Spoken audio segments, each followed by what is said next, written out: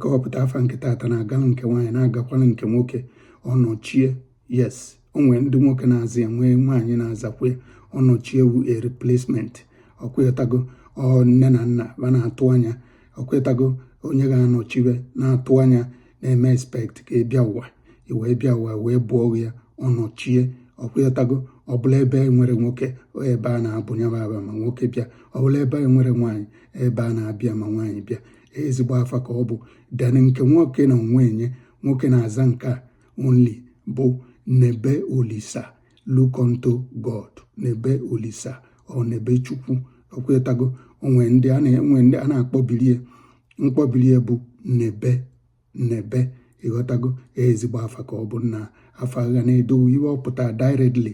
Ịghọtago literal meaning ya bụ look unto God. No matter iwe ọbụla ị na-eme na-edo Chineke anya wee na-eme na ọ ga-aga. Ịghọtago.